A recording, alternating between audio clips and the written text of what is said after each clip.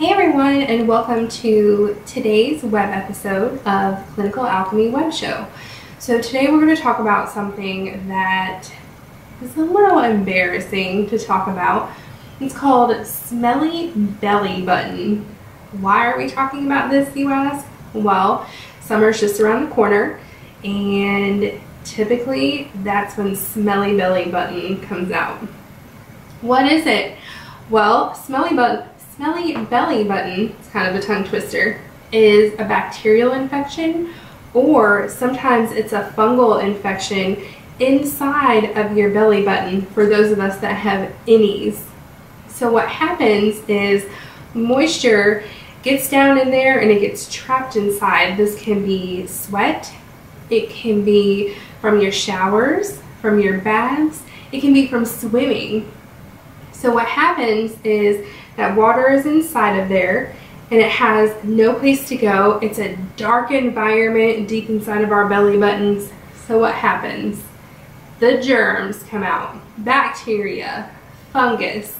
It's kind of embarrassing. What happens is that infection has a sort of dischargey. Sometimes it can be chunky, sometimes it's just there. And it causes inflammation, it causes swelling of the belly button.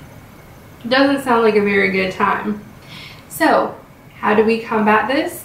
Well, first and foremost, there is things that as clinical aromatherapists we can do to help our clients. Now, I do want to stop for a moment and say this. Sometimes a belly button infection like that can be a sign of something more serious. People with high blood sugars, diabetics, sometimes they'll have infections like that, not realizing that they're diabetic. So this is where it's very important that you stress to your clients that they have a diagnosis before you start a blend for them.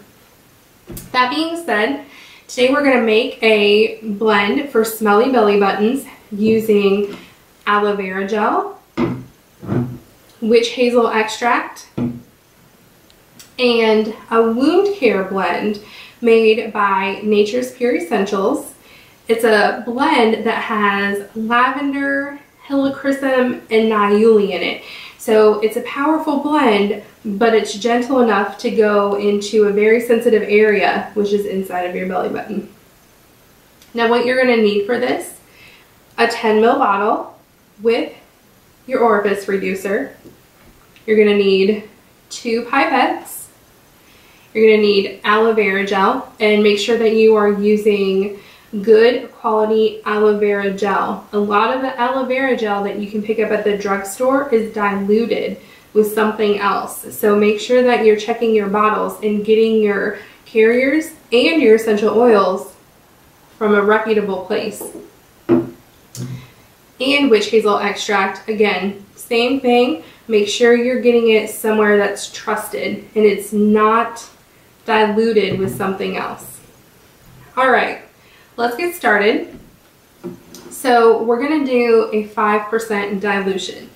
We're doing 5% because we want something that's going to be effective against the infection, but we also want something that's going to be gentle enough to be able to not cause discomfort inside of the belly button. So a 10 ml at a 5% dilution is 10 drops. So I'm going to put 10 drops of our wound care in.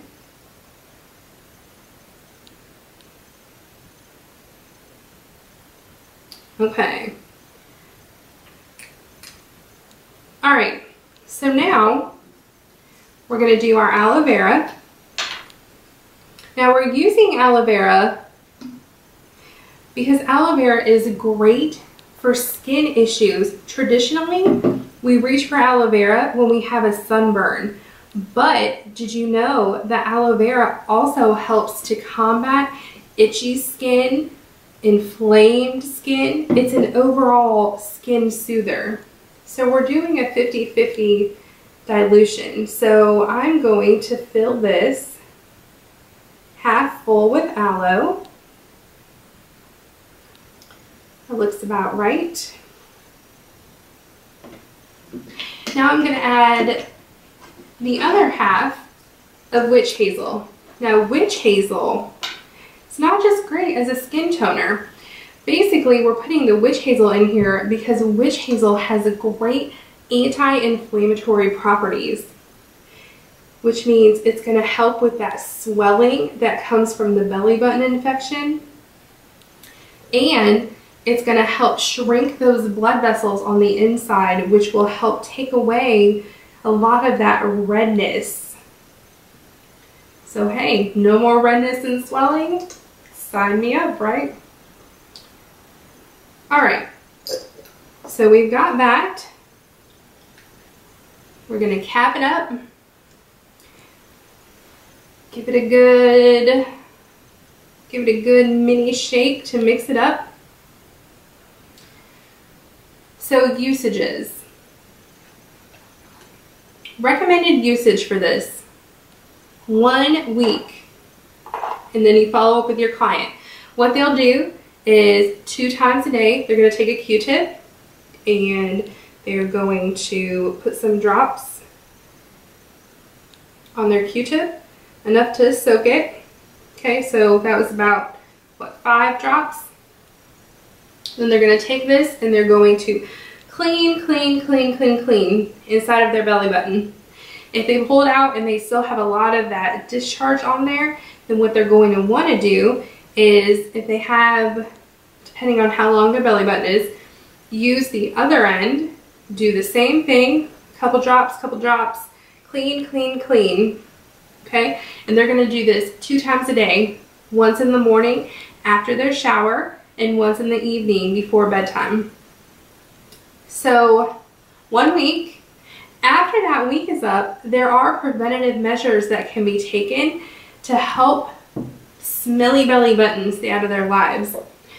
Good old lavender. It doesn't matter, Eastern European or French. All they're going to do is once a week, same protocol. They're going to take a Q-tip, they're going to saturate the tip of the Q-tip with their lavender, and then they're going to swirl it around in their belly button 1 time per week. And that's that. Smelly belly button, no more. I hope you enjoyed this episode, and good luck. Bye.